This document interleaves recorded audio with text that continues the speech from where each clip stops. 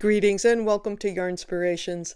I'm Mary Beth Temple for Hooked for Life, and in this video we're going to take a closer look at the Bullion Loop Crochet Pillow. Now this is a luscious pillow made with staggered rows of bullion stitches for texture. Click on the link below to download the free pattern, and while you're down there be sure to subscribe to the channel for fresh content weekly on knitting, crocheting, and other yarny stuff. We're going to go over the bullion stitch. We're going to do a little refresher on that cool loop stitch. So let's get started making our pillow. All right, you are going to chain 50. I made a smaller swatch for it to fit on camera. That first row is single crochet in second chain from hook, single crochet in each chain to end of chain, and turn for 49 single crochet. The second row is chain 1, single crochet in first stitch, single crochet front loop only. So instead of going under both legs of the stitch, I'm only going to go through the one that's toward me, or the front loop. Single crochet in next single crochet. Single crochet front loop.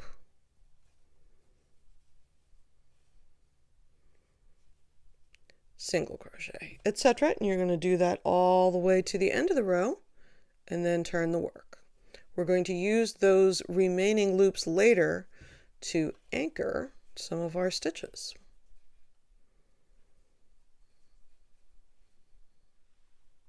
So there we are at the end of the second row, and you can see our little loops that we didn't work in are sort of hanging out here. You can see them. So to go on for the third row, you're going to chain 1 and single crochet in each stitch to end, and we're going to work through both loops like we usually do. For the fourth row, we're going to chain 1, single crochet in each of first 2 single crochet, that's 1, 2, single crochet in front loop of next stitch, single crochet in next stitch. So once again, front loop only,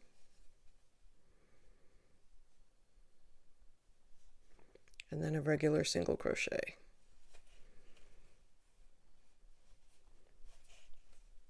Front loop, regular single crochet, and you're going to do that all the way across and to the last stitch, and then it says single crochet in the last stitch, turn. All right, here we are at the beginning of the fifth row. We're going to chain 1, single crochet in the first stitch, and then it says bullion in next remaining loop 3 rows below, and then in parentheses it says second row. So this is the loop that was created when you put that second row in, where you put in those front loop stitches for the first time. So we're looking at the front page for the instructions for bullion, and it says yarn over hook 12 times. Now I do want to talk about the hook briefly. You will often notice here on Yarnspirations I tend to use the ones with the rubber grips because I prefer them. But for the bullion stitch you need as much room up here as you can get. So I went with the one without the grip because it had more hook before I got to the thumb rest.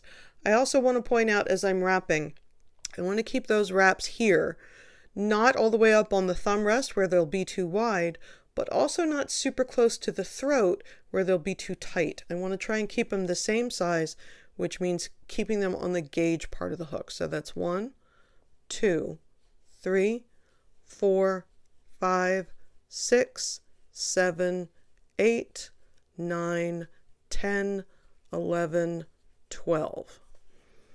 Now I'm going to put my hook down here in that remaining loop.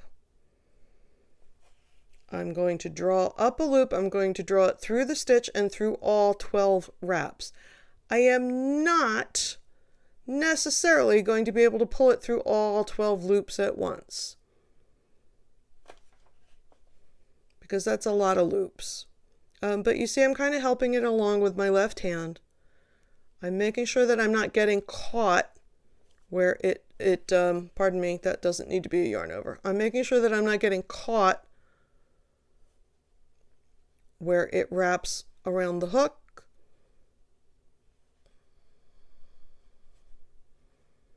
And it's always this guy at the end going through the ones before. So now I'm through all 12 wraps. You see how there's just airspace back here?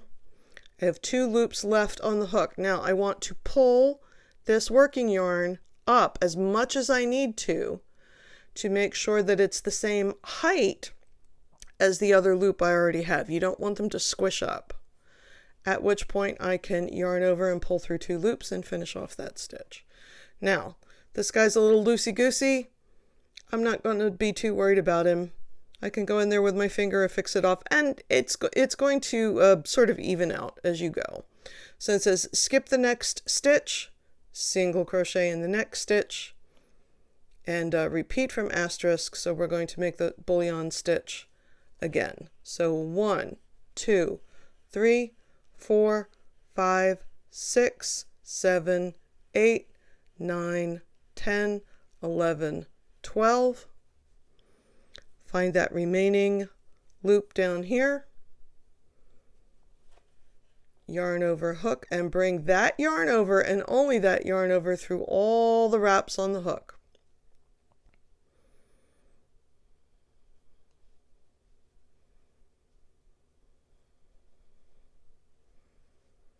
And again, as you get more experienced at these, they're a little more even when you're going. You don't have to go through 1 loop at a time like I'm going. Sometimes you can get through 2 at a shot.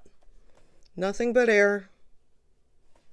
Pull that working loop up if you need to, so it's the same height as the other work. Yarn over, pull through 2.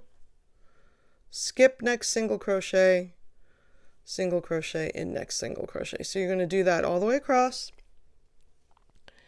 And then single crochet in the last single crochet. So here we are with our 7th row completed. Yours, of course, will be bigger. I just made a small sample for the camera. And we have our bullion stitches laying nice and even.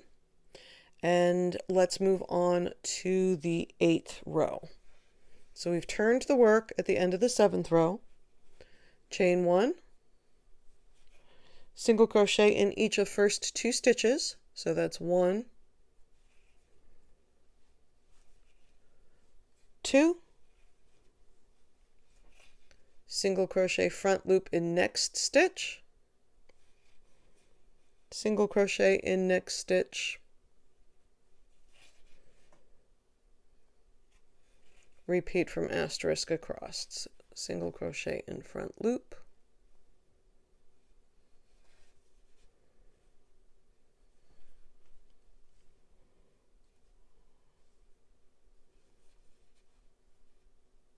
and don't forget to single crochet in the last stitch and then turn the work. All right, for the 9th row we're going to chain 1, single crochet in first stitch,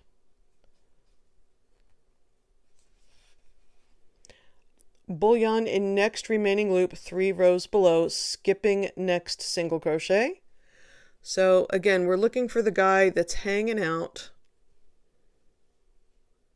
down here, and it's right where my thumbnail is. You see him? Just kind of hanging out. So once again, 1, 2, 3, 4, 5, 6, 7, 8, 9, 10, 11, 12, up on the fat part of the hook. Go find our little friend down here who's hanging out. Yarn over, pull it through that stitch and also through the 12 wraps. Being careful not to get caught in the twist. I will say, having gone and finished that previous bullion row, a couple of things I've noticed. If you put a little tension on the wrap down here, they'll stay more even. You won't get that super loose guy at the top. So I've noticed that has been very helpful. I've also noticed if you drop a wrap and make a mistake, it is far easier to just rip that one stitch out and start again than to try and figure out how many wraps you had on your hook. So once again, pulling this up to make sure it's the same row height. Yarn over those last, and pull through those last 2 loops.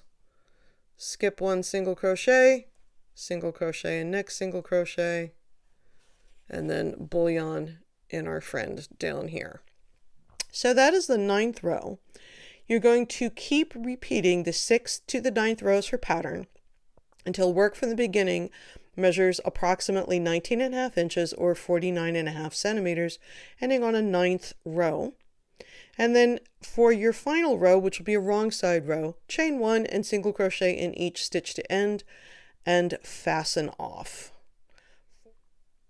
Now for the back, you're just going to make a simple single crochet piece, chain 50, which is the number of stitches you had when you made your sample, single crochet in second chain from hook in each chain across, second row is single crochet in each stitch, chain 1 turn. So you're going to do that until the piece is the same size as your front. Now for the finishing, you're going to, with the back facing you and the wrong sides facing each other, holding 2 strands of yarn together, join yarn with slip stitch to any corner. Chain 1, working through both thicknesses, work the loop stitch evenly around 3 sides of pillow, having 3 loop stitches in each corner. Insert the pillow form, finish it up. So let's take a quick look at that loop stitch. I know we've done it here on the channel before, but it'll be nice for you to have it right here where you need it. Let's take a little look at our loop stitch. So once again, we have the wrong sides of the work facing each other. The back or wrong side of the pillow is facing us. The right side with all our bullions is facing away. So following the instructions, it says to start at any corner and to make sure to put 3 in each corner. But just to go over the stitch, you're going to insert through both thicknesses of the work. Then you're going to yarn over your index finger from back to front. So back to front. Yarn over, draw through the stitch. Yarn over, draw through 2.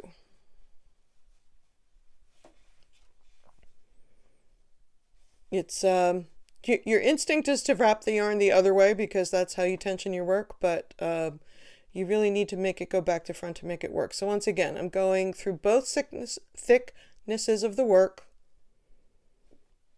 I've got my yarn over my finger from back to front. I'm going to grab my loop there and bring it through. And then I'm going to let that go, yarn over, and bring it through 2. So it's telling you in the instructions to draw your finger up about 2 inches. You can do whatever floats your boat as long as it's consistent.